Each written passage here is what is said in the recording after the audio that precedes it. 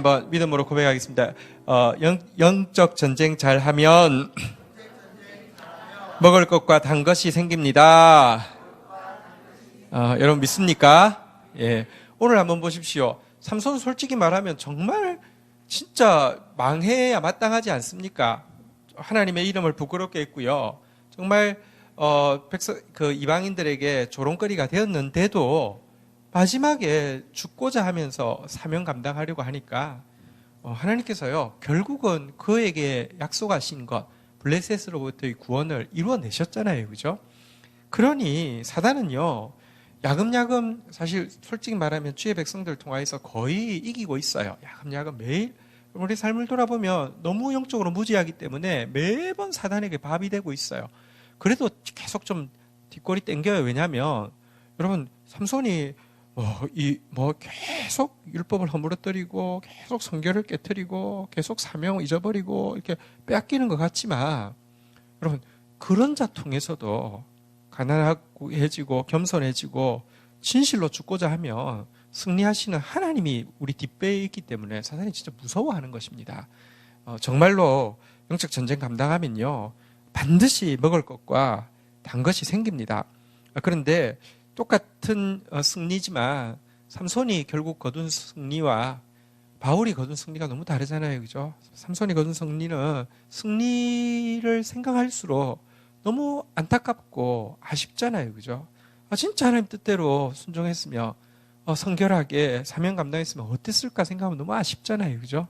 바울은 달려갈 길을 마치고 선한 싸움을 싸우고 믿음을 지켰으니 이제후로는 나를 위하여 의의 면류관이 여비되어 있다고 고백하면서도 나뿐만 아니라 주의 나타나심을 사모하는 모든 사람들에게 똑같이 되어 있다고. 왜냐하면 이거는 이길 수밖에 없는 싸움이니까.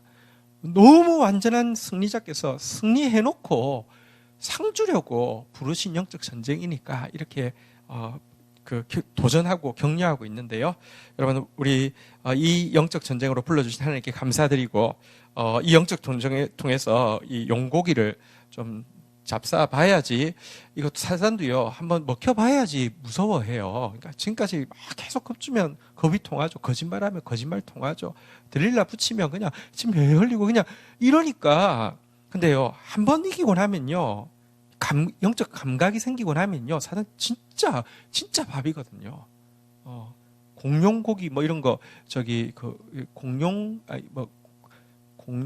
식당 이름에 그런 거 있잖아요. 공룡고기인가 있잖아요. 그죠? 공룡고기 잽도 안 되면 용고기. 이런 거 먹는 게 그리스도인입니다. 할렐루야. 네.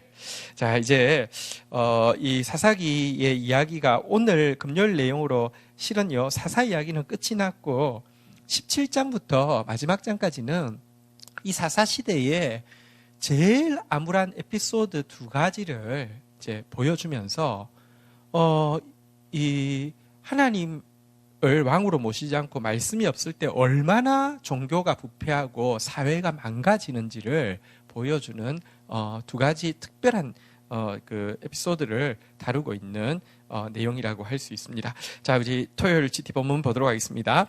사사기 17장 1절에서 6절 말씀 보겠습니다. 교독을 하겠습니다. 1절 에브라임 산지에 미가라 이름하는 사람이 있더니 그의 어머니에게 이르되 어머니께서 은 1,100을 잃어버리셨으므로 저주하시고 내 귀에도 말씀하셨더니 보소서 그 은이 내게 있나이다.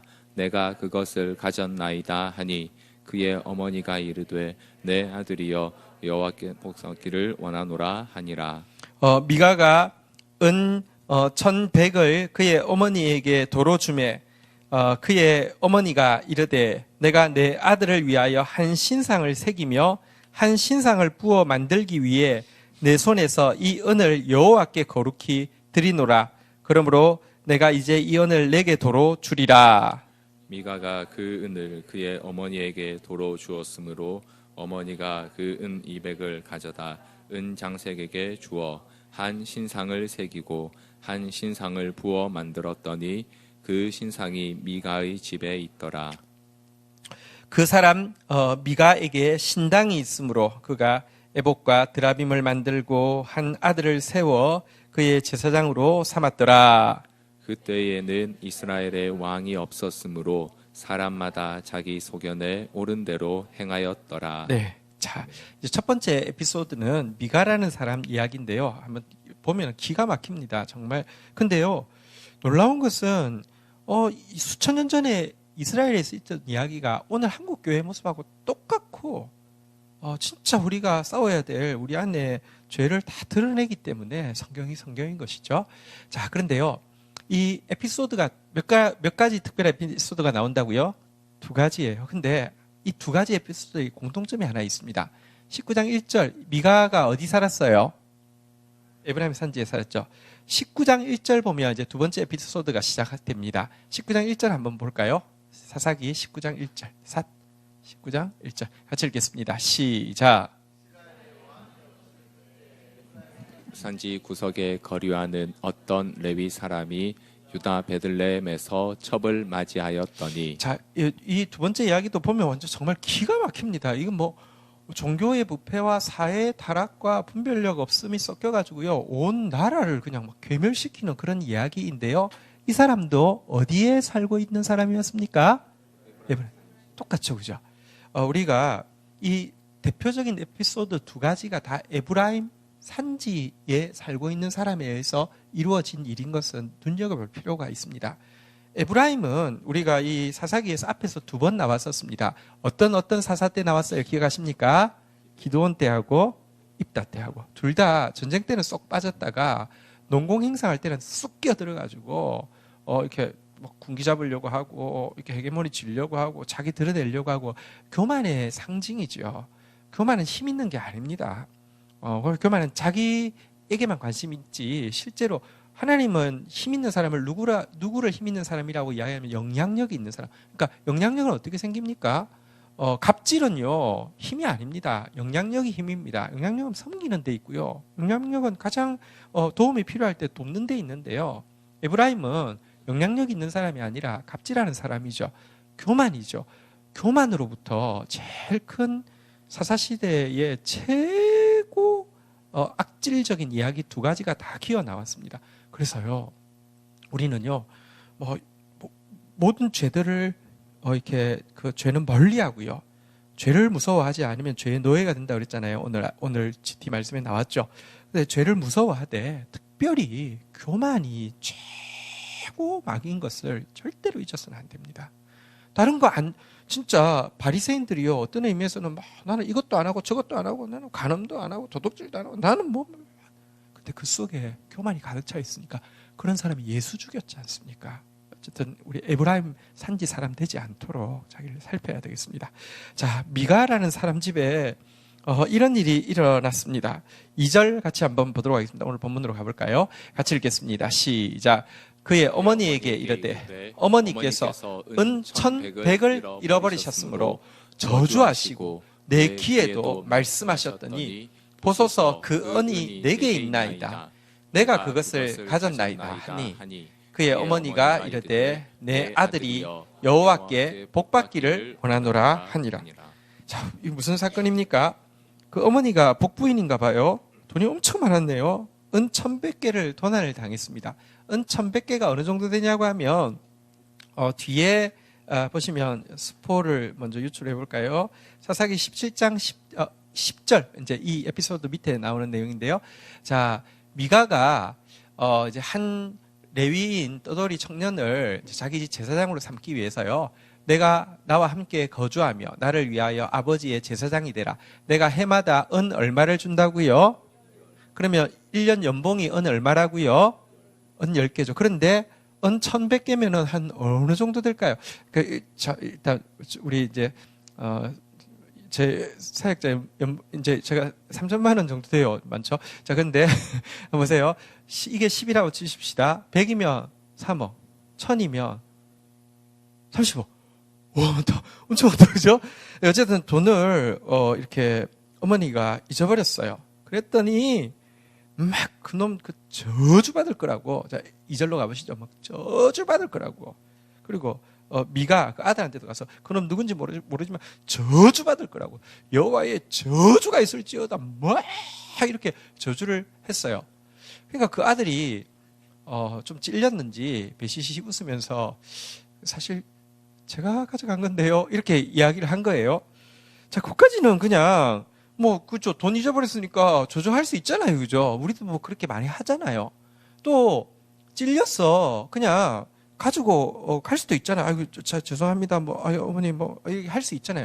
근데 갑자기 표변하여서 어떻게 이야기합니까? 한번 따라하겠습니다. 내 아들이 여호와께 복받기를 원하노라. 아이고, 네가 했어. 우쭈쭈 잘했네. 아이고, 이야기를 하지. 아이고, 하나님, 얘 통 큰 거 좀 보세요. 통 크게 축복해 주세요. 갑자기 저주가 축복으로 바뀌게 되었다는 것입니다.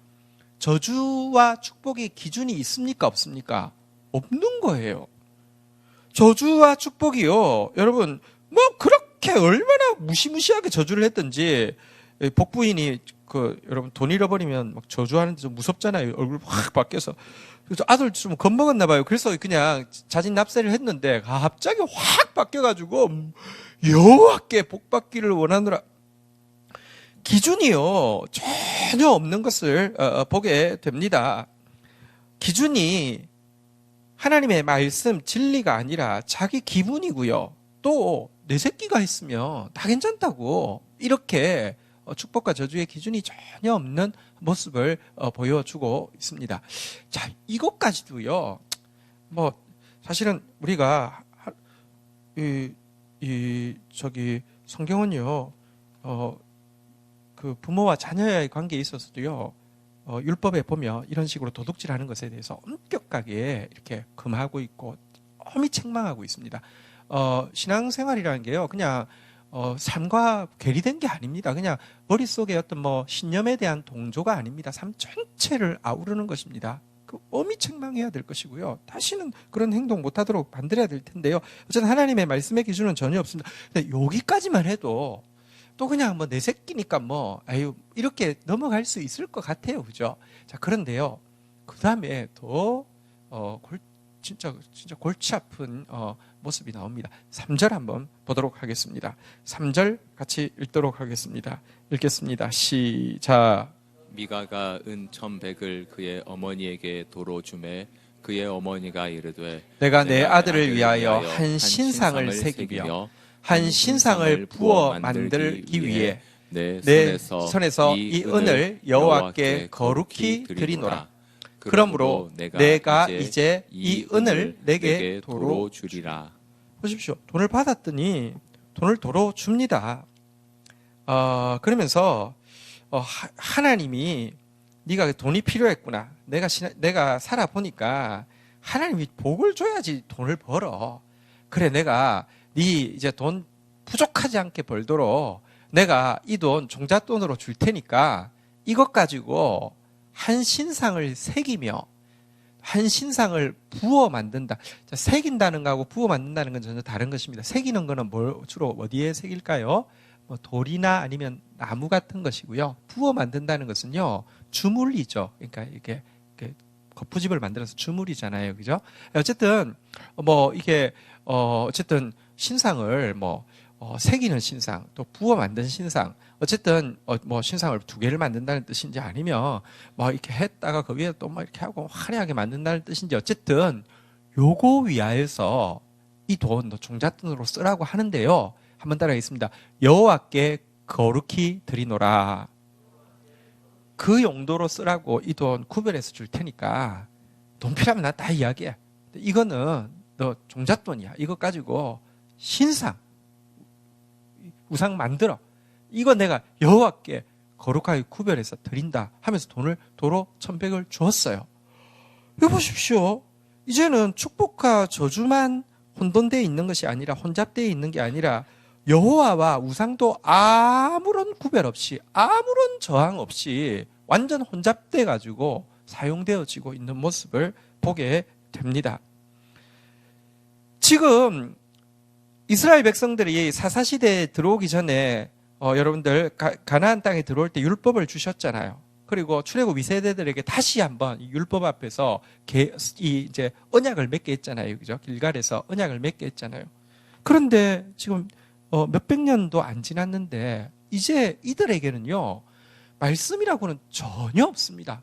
축복과 저주의 기준이 내가 화와 복을 너희 앞에 두었노니 율법을 선언할 때 화와 복을 너희 앞에 두었다. 이 말은 율법이 화와 복의 기준이라는 뜻이죠. 근데요, 이제 기준 없습니다. 하나님과 우상도 기준이 하나도 없어져 버렸습니다. 정말 이게 어떻게 이스라엘 백성인가 싶은데요. 이게 어떻게 선민인가 싶은데요. 우리도 보면 마찬가지입니다. 축복과 저주가요, 내 기분대로, 내 이익대로, 내 혈연, 관계대로 나하고 먼 사람은 저주받아야 되고요. 내 기분 나쁘면 저주받아야 되고요. 나한테 이익이 안 되면 저주받아야 되고요. 반대가 되면요, 아무리 더럽고 아무리 잘못된 것이라도요, 하나님께 감사한다고, 찬양하자고, 할렐루야 이야기요. 이런 식이 되어 있고요. 이제는 더 이상 하나님 이름 이야기한다고 해서 하나님이 아닙니다. 당연히 이단도 지금 하나님 이름 쓰고 하나님의 교회 이단이죠. 그런데 그게 아니라 교회 안에서 하나님 이름 써도요, 자세히 보면 전부 다 우상인 경우가 너무 많습니다. 말만 여호와께 거룩히 드리노라 그랬는데 그것 가지고 우상 만드는 거잖아요. 아니, 처음부터 우상 만들라고 하나님께서 절대로 하지 말라고 한, 자손 3, 4대까지 벌하겠다고 한 우상 만드는 것 위하여서 돈을 거룩히 구별해서 드린다고 하면서 하고 있는 이 모습을 보십시오. 자, 그랬더니 자, 이 돈 가지고요, 미가가 어떻게 했습니까? 4절 한번 보도록 하겠습니다. 같이 읽도록 하겠습니다. 읽겠습니다. 시작. 미가가 그 은을 어머니에게 도로 주었으므로 어머니가 그 은을 200개를 가져다가 은장색에게 주어 한 신상을 새기고 한 신상을 부어 만들었더니 그 신상이 미가의 집에 있더라. 이래가지고 그 중에 200도 작지 않죠, 그죠? 12 아까 계산하기 위해서 3천 내려주십시다. 그럼 200이면 6억. 와, 6억 들었으면 뭐 삐까 번쩍할 것 같아요. 우와, 자기 집에 6억짜리 토탈 두 개로 치면은 어쨌든 3억씩 들여가지고 있으면 3억이면 꽤, 여러분 조각품 요즘 값이 꽤 비싸지만 꽤 괜찮겠죠, 그죠? 우와, 엄청나게 했습니다. 얼마 썼다고요? 200. 자, 1100 중에서 200 썼으니까 얼마 남았습니까? 900. 900. 아직 많이 남았네요. 네. 900은 어떻게 됐을까요?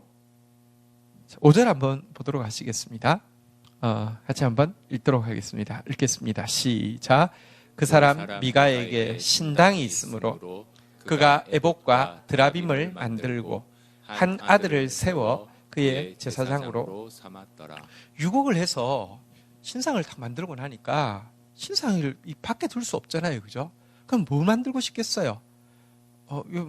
비싼 차 사면 차고 또 만들고 싶잖아요, 그죠? 그런 것처럼 그래서 이제 신당을 탁 지었어요. 신당을 짓고 났는데 신상하고 신당만 있으니까 좀 폼이 안 나.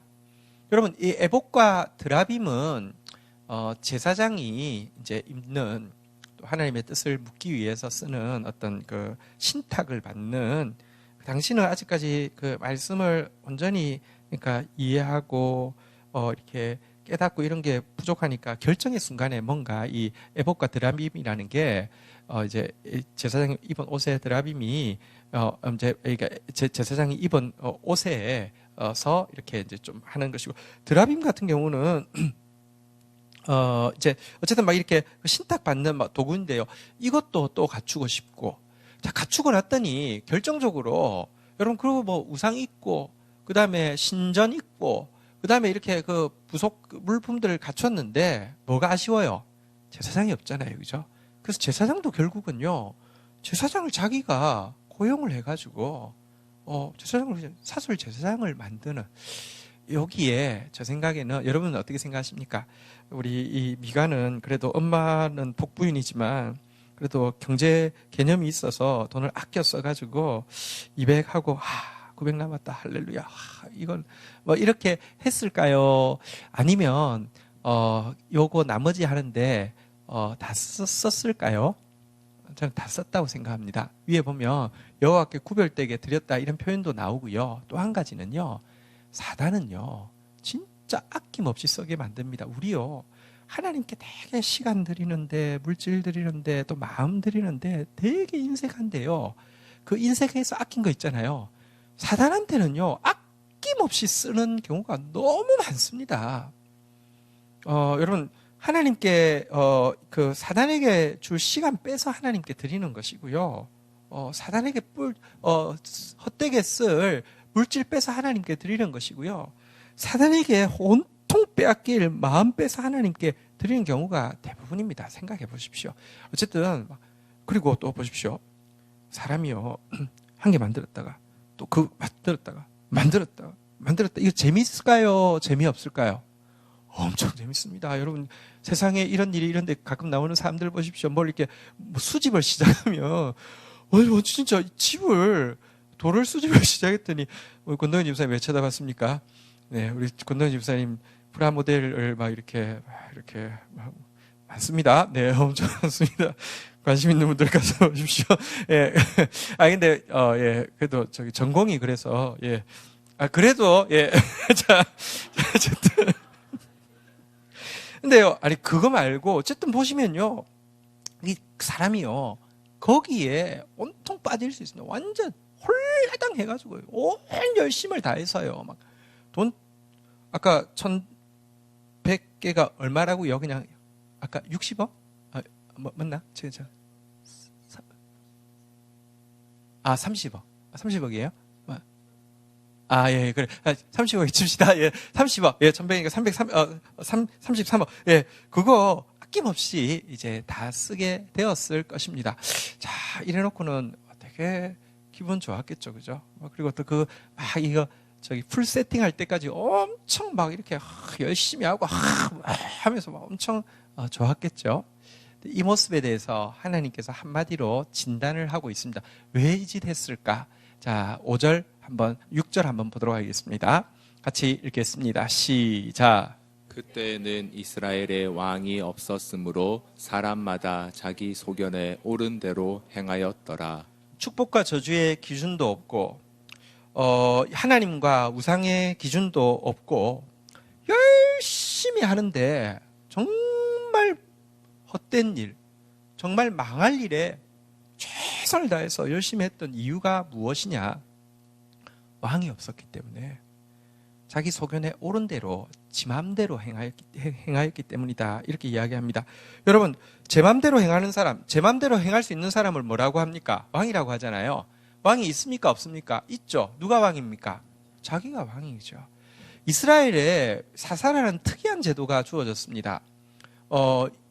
전 세계 역사에 없는 제도입니다.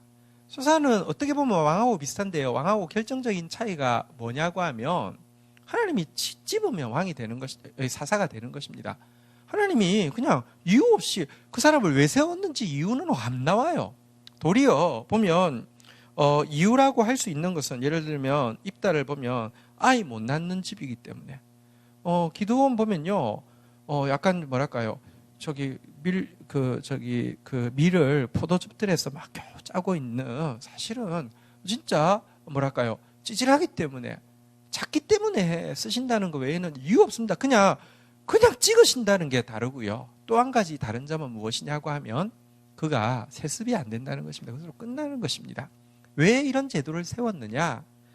너희의 왕은 눈에 보이는 왕을 주는 순간 또 마음 완전히 뺏겨서 하나님의 자리를 왕으로 대체해버릴 것이기 때문에 안 준 것입니다. 너희의 왕은 나야.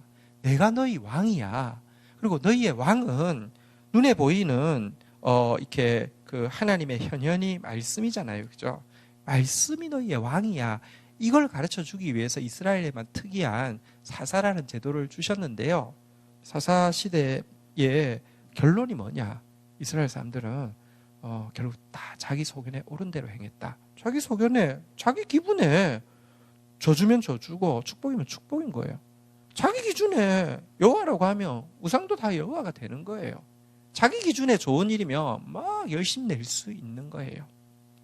이 모습이 오늘 우리 한국교회 신앙생활하는 대부분의 사람들의 실제 모습 아닙니까?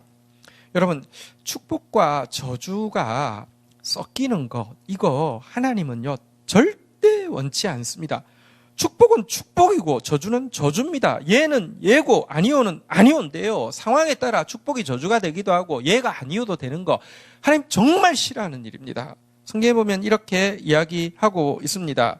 한번 좀 살펴보겠습니다. 이사야서 55장 20절에 보면 이렇게 지적하고 있습니다. 이사야서 5장 20절입니다. 같이 한번 읽도록 하겠습니다. 4, 5, 20. 예. 4, 5, 20 맞네요. 네. 자, 이사야 50장 20절, 5장 20절. 예. 자, 같이 읽도록 하겠습니다. 시작. 악을 선하다 하며 선을 악하다 하며 흑암으로 광명을 삼으며 광명으로 흑암을 삼으며 쓴 것으로 단 것을 삼으며 단 것으로 쓴 것을 삼는 자들의 화 있을지언정. 하나님은요, 여러분 절대 혼잡게 하시는 분이 아닙니다.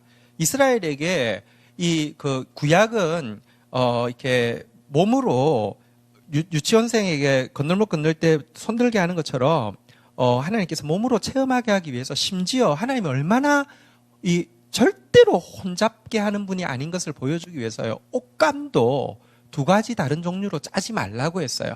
곡식을 심을 때도 두 가지 다른 종류를 이렇게 혼용해서 심지 말라고 했어요. 지금으로 치면 여러분 옷 지금 율법 여러분들 옷 보면 전부 다 이방인처럼 입고 계시네요.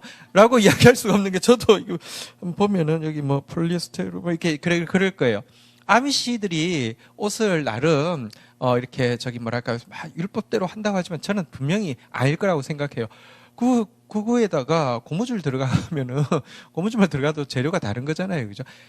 근데 왜 옷감을 두 개를 짜지 말라고 혼용하지 말라고 했느냐? 왜 곡식도요, 여러분 중간에 벼 농사하면 바깥에 콩 심잖아요, 그죠? 그게 지력을 보완한다면서요. 하나님이 그건 모를까요? 또 못하겠어요. 왜냐고 하면 얘는 예고 아니오는 아니고 축복이면 진짜 언제든지 축복이고 저주받을 행동은 언제든지 저주받을 행동임을 분명히 하기 위함인데요. 세상에 보면요, 이 기준이 무너지면 악을 선하다고 하고 선을 악하다고 하고 어둠을 빛이라고 하고 빛을 어둠이라고 하고 쓴 것을 단 것이라고 하고 단 것을 쓴 것이라고 하고 다 섞이는 거. 근데 여러분 이단의 특징이 있습니다. 이단은 왜 자꾸 말을 해서 헷갈리게 하고 혼미케 합니다. 성경에 보면요, 사단은요 우리 영혼을 혼미케 한다고 그랬습니다. 그래서요 나중에 무슨 일이 생겨도 이래서 딱 이게 이거다라고 절대 이야기하지 않습니다.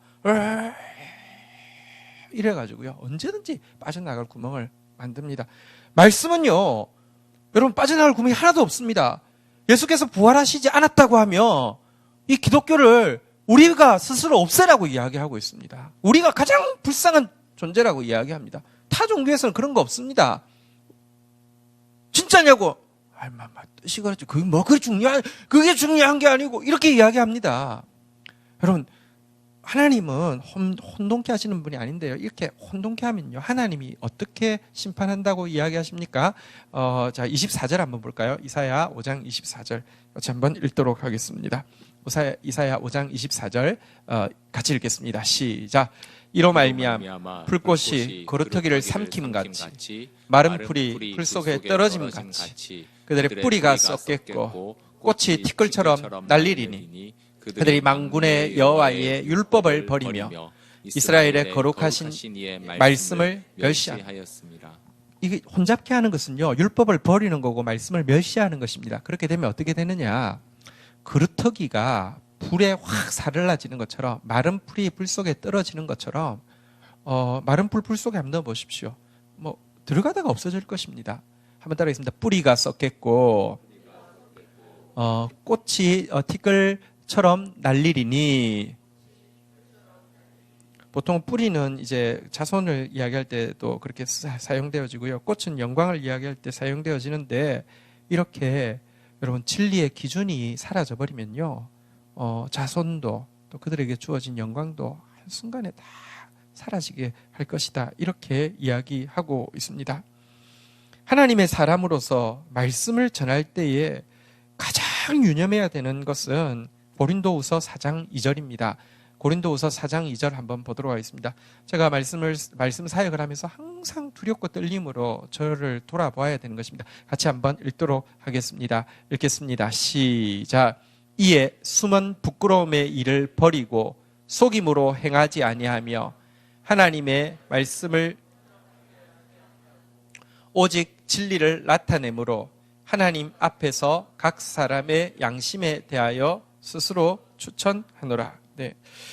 우리가 하나님의 말씀을 전할 때는요, 정말 유념해야 되는 것은요, 하나님의 말씀을 혼잡게 해서는 안 됩니다. 하나님이 말씀하시는 거 이렇게 물타기 해서 만약에 안 되면 어쩌지, 물타기 해서도 안 되고요. 하나님의 말씀 전하는 척 하다가 거기다가 내 욕심을, 죄를 타가지고요. 그래가지고 막 하나님 말씀 전하는 것처럼 하지만 결국은 내 원하는 뜻으로 하게 하는데 말씀을 이용해서도 안 되고요. 하나님 말씀 혼잡게 해서는 안 됩니다. 근데 혼잡게 하고 싶지 않아도요, 내가 숨은 부끄러움의 일이 있고요, 내가 속임이 있으면요, 여러분, 내 거를 지금 숨겨놓으면 말씀을 어떻게 떳떳이 전하겠습니까? 그러니까 나를 합리화하는데 말씀을 또 혼잡게 하게 되어 있습니다. 그래서 숨은 부끄러움의 일은 버리고 속임을 행하지 않고 말씀을 혼잡게 하지 않도록 진짜 오직 진리만 나타내도록 하나님 앞에서 또 각 사람의 양심에 대해서 스스로 당당히 설 수 있도록 하는 것이 말씀 사역자가 해야 될 일입니다. 여러분, 어쨌거나 우리 안에 이 축복받을 일과 저주받을 일이 기준이 내 감정, 내 소견, 내 기분, 내 이익이 되지 않도록 하나님의 말씀이 저주받을 거면 지금 내가 해도 저주가 돼야 되고요. 내가 좋아하는 사람이 해도 저주가 돼야 되고요. 하나님의 말씀이 축복이라고 하는 것을 내가 싫어하는 사람이 해도 그건 축복이 돼야 되는 거예요. 말씀에 나를 맞추어야지 내 기분에다 말씀 맞추어서는 안 됩니다. 또 한 가지, 오늘 여기 우상과 하나님의 이름을 혼용한다고 했는데 여러분은 우상과 하나님의 이름을 어떻게 혼용합니까? 여러분 혹시 제가 가정신방 가면 막 치워서 전부 다 옆방에 다 터지도록 넣어놨다고 그랬는데 그 속에 문 확 열면 우상이 확 도롱 막 굴러 나오고 막 주물도 나오고 막 조각도 나오고 막 그런 집 빨리 손 드세요. 하나도 없죠. 그러니까 우리는 미가 엄마하고는 좀 다른가 봐, 괜찮은가 봐. 아니요.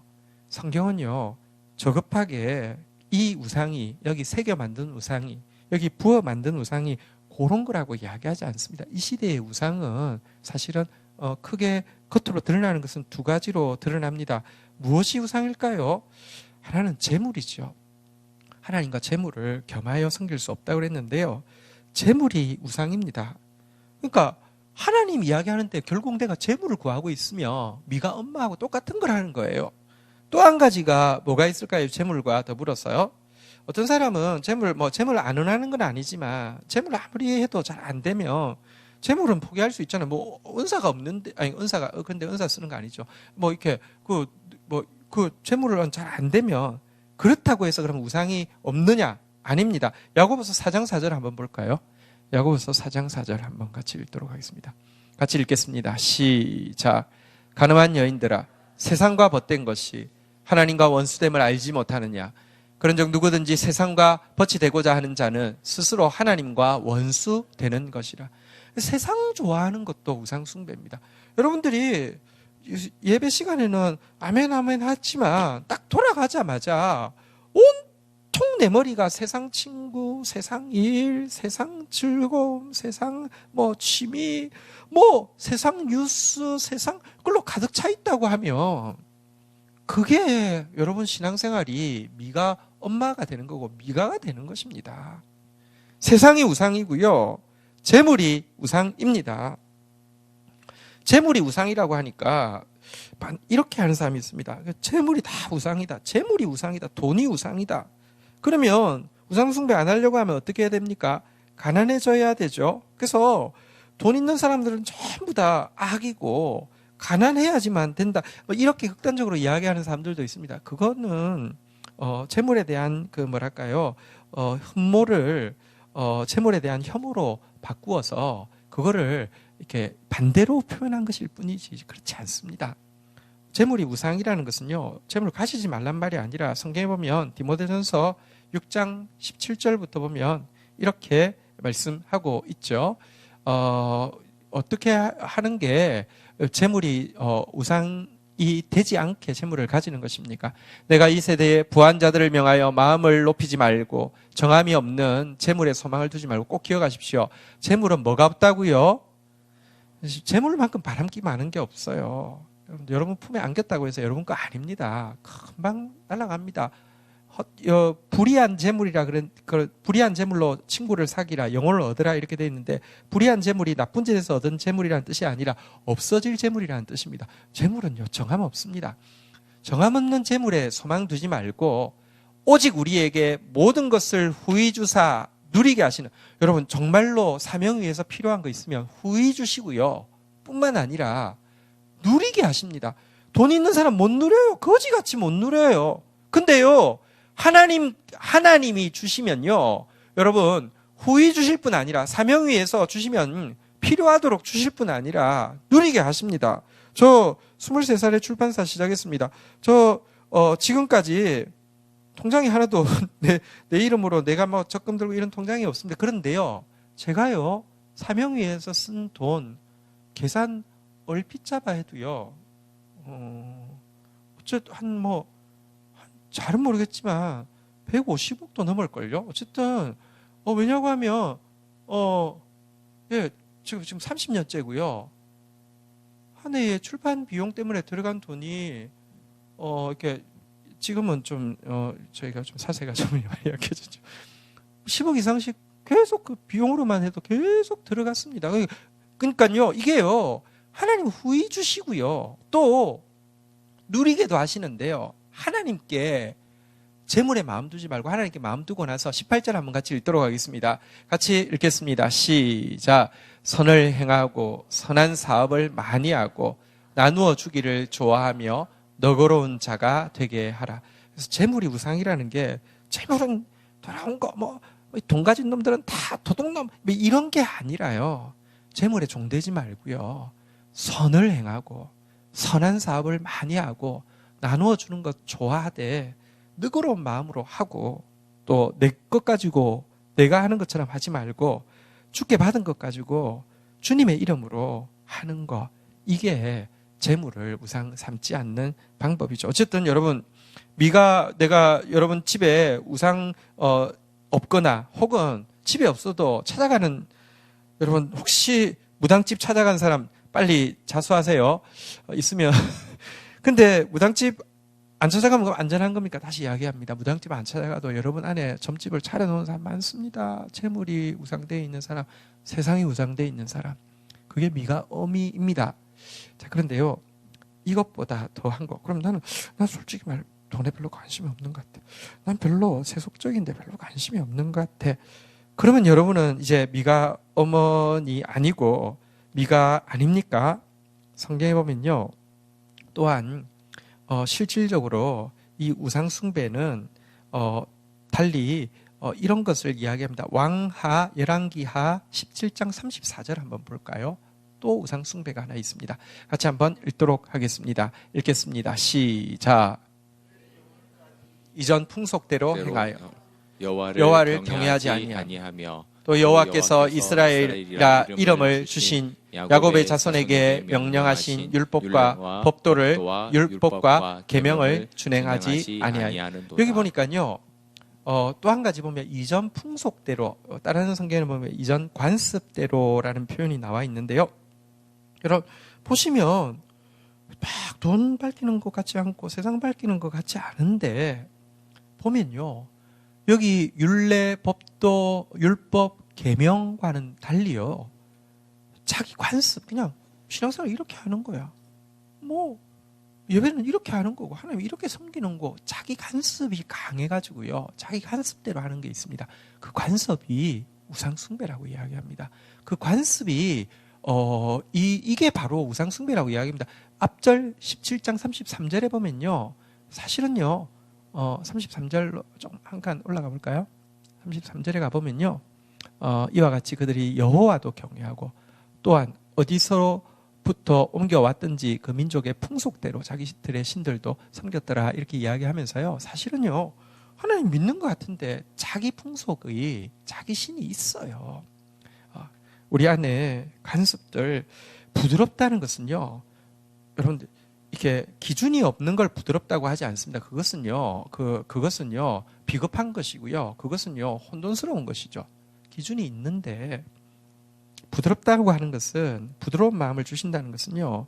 그런 관습이 여러분 하나님의 말씀을 대체해서는 안 되는데 딱딱한 마음 가진 사람은 자기 기준이 있습니다. 너무 강한 기준이 있습니다. 그게 우상입니다. 그거 깨트려야 됩니다.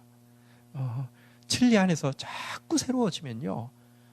진리만 우리를 다스리면 진리는 자유케 합니다. 의외로 막 성경 이야기하고 진리 이야기하는데요. 완전 여러분 철저 얼굴도 굳어 있고 말도 굳어 있고 돌덩어리 같은 사람 많습니다. 아니요. 진짜 진리가 들어오면 자유케 됩니다. 예수님의 이미지가 어떻습니까? 막 뭐랄까요?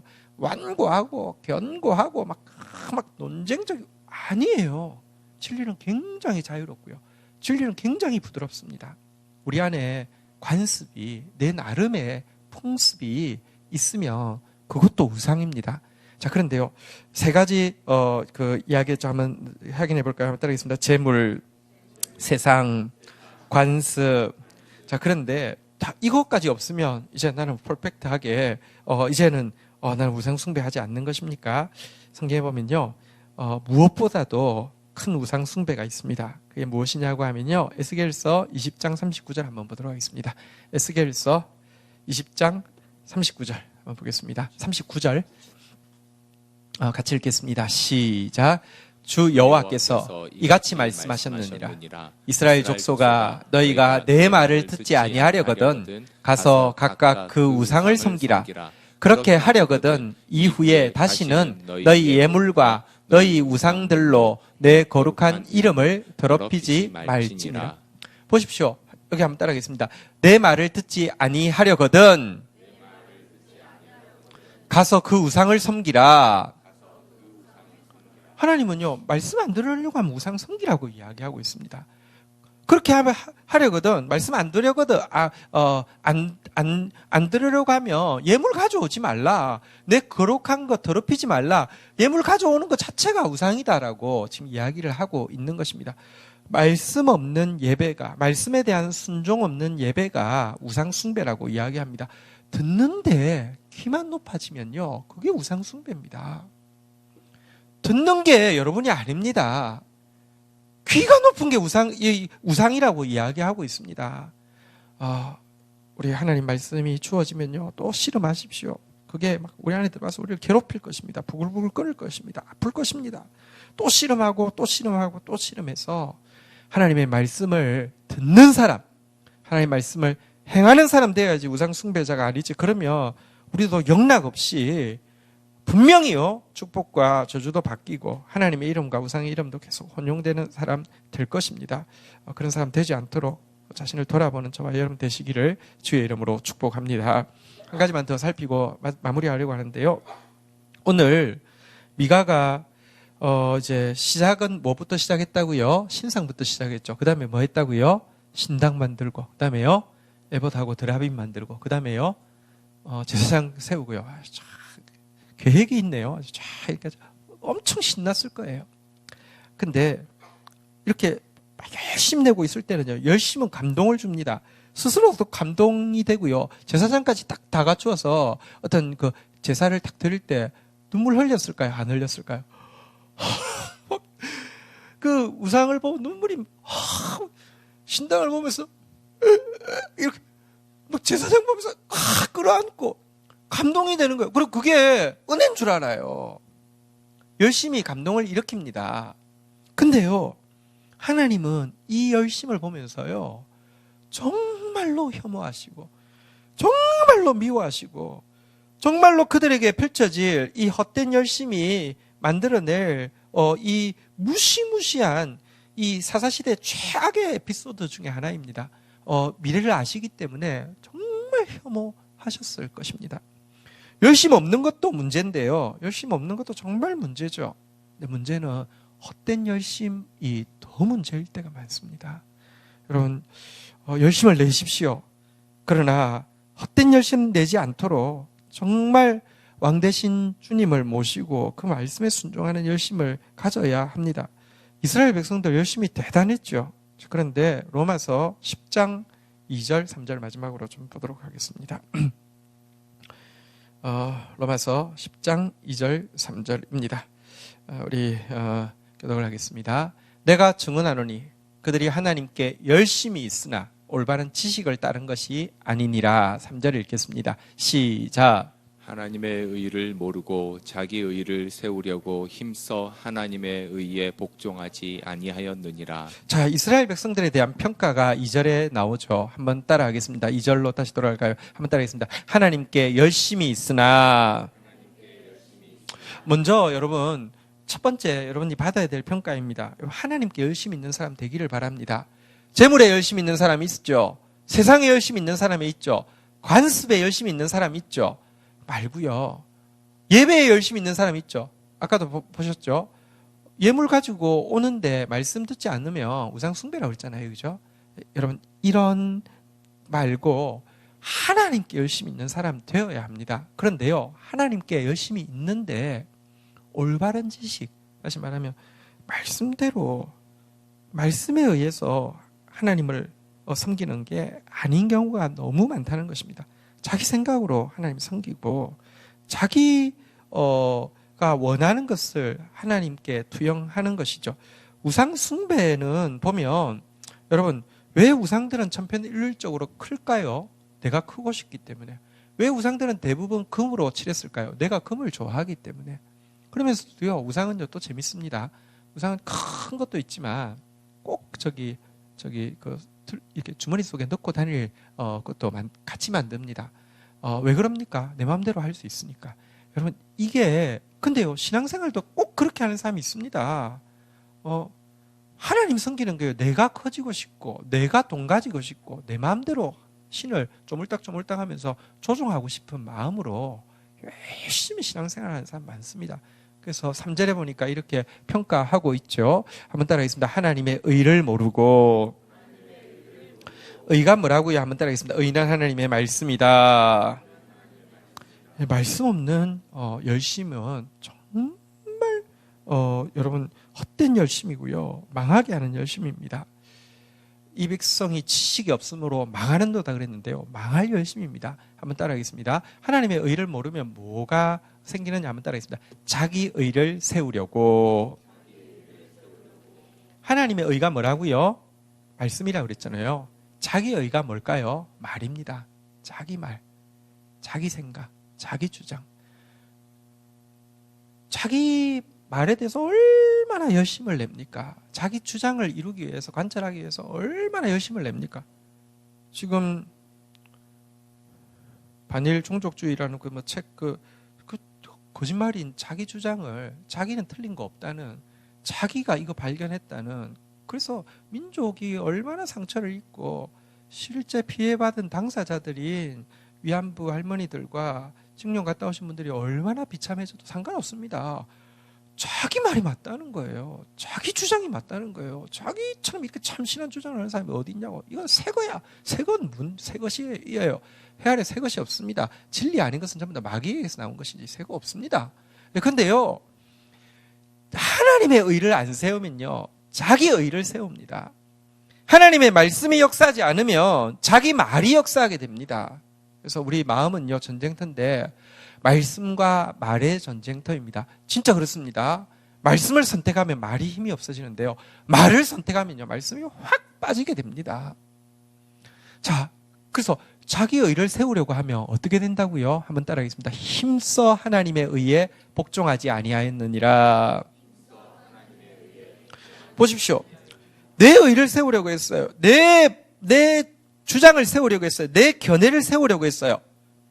내가 내 주장 세우려고 했지, 내가 하나님의 말씀에 복종하지 않으려고 한 게 아니에요. 그런데요, 내 의를 힘써 세운 것이 이퀄 하나님의 의에 힘써서 반역한 것, 하나님의 의에 힘써서 반대한 것이라고 이야기하고 있습니다. 딱 선택은 한 가지밖에 못합니다. 말을 할 것이냐, 말씀을 할 것이냐.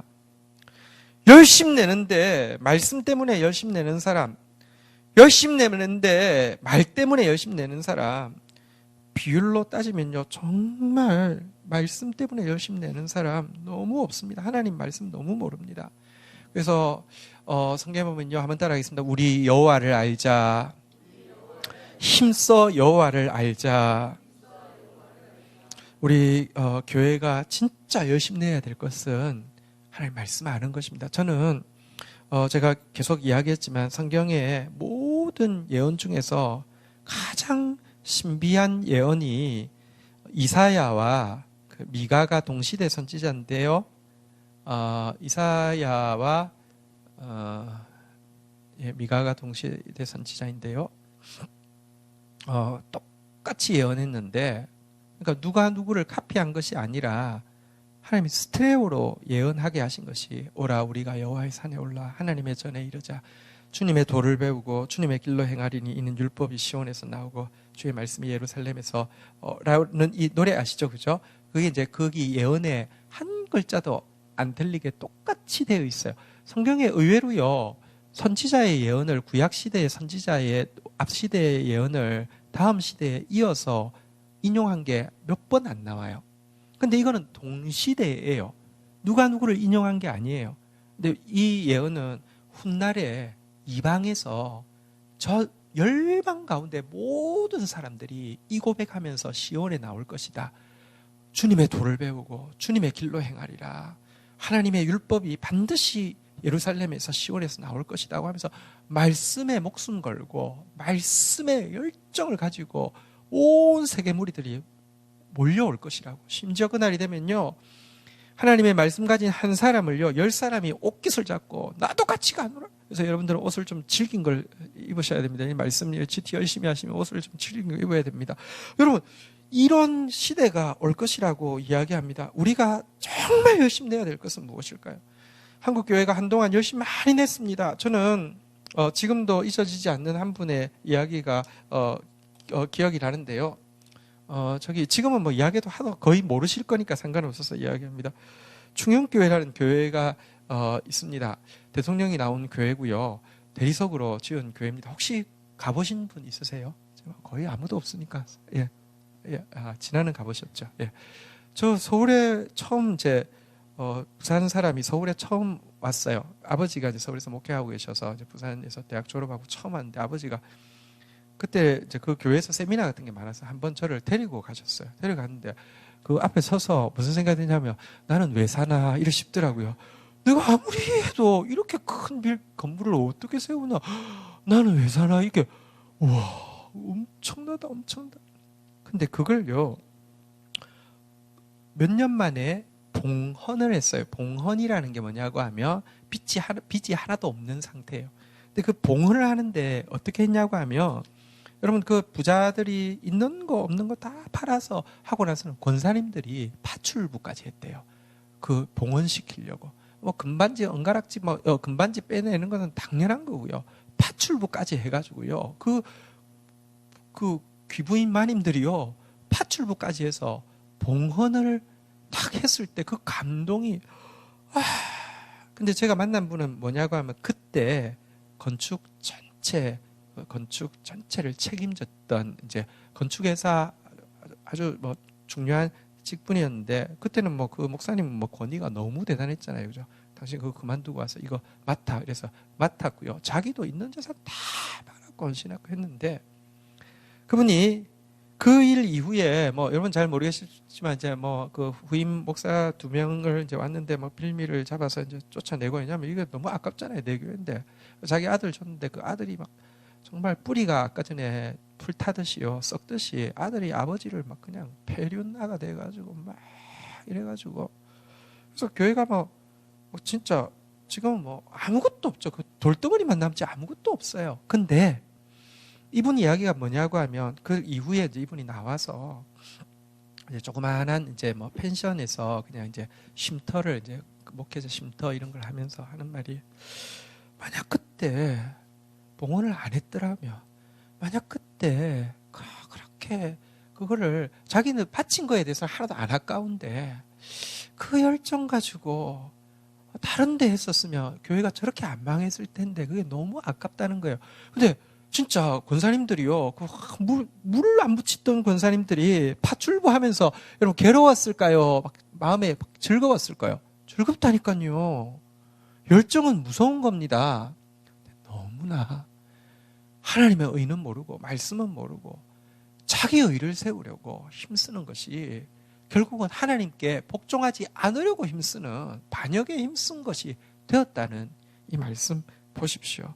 어쨌든 우리 다음 세대 교회는요, 또 하나의 교회가 커지는 게 무슨 의미가 있습니까? 교회가 없어서 문제입니까?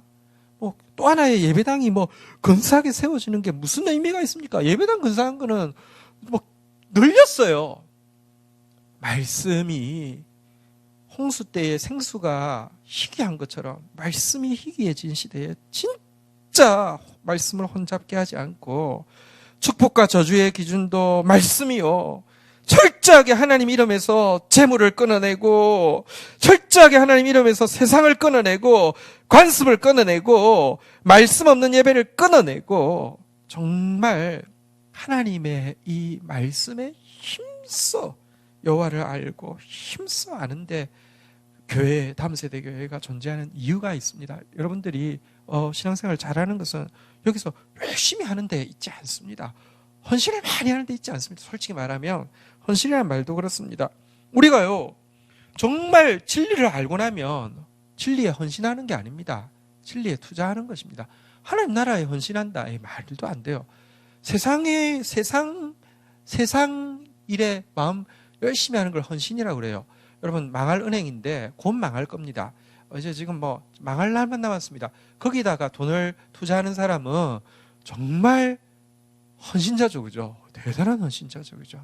근데 이 은행에 맡겨놓으면 반드시 복리가 아니라, 여러분, 다단계 하는데 보면 30%도 50%도 이야기하는데 그것과도 비교할 수 없는 100배면은 몇 프로입니까? 100배면 10,000%인가요? 100배는 10,000% 맞습니까? 예, 맞답니다. 예. 10,000%가 기본이고, 엄청 내가 못하면 6,000%. 완전 진짜 삼손처럼 막 이렇게 하면 3,000%. 그런데다가 여러분들 하는 게 헌신이에요. 눈물 흘리면서 은행에 갖다 주면서 이걸 갖다가 어떻게 아니잖아요. 하나님 나라를 헌신하는 게 아닙니다. 하나님 나라를 발견한 사람은 가장 지혜로운 투자자입니다. 어쨌든 하나님 아는 똑똑한 투자자 되는 저와 여러분 되시기를 주의 이름으로 축원드립니다. 공부는 시험 쳐서 성적 높은 똑똑한 사람 많은데 영적으로 분별 있어서 하나님 아는데 목숨 거는 사람, 하나님 일에, 하나님 나라에 투자하는 사람 정말 잘 없습니다. 오늘 이 미가의 어머니 미가의 모습이 반면교사 되어서 우리 하나님께 온 열정을 다 드리는 저와 여러분 되시기를 주의 이름으로 축원드립니다. 우리 자리에서 일어서셔서 한번 찬양하고 기도하고 나가도록 하겠습니다.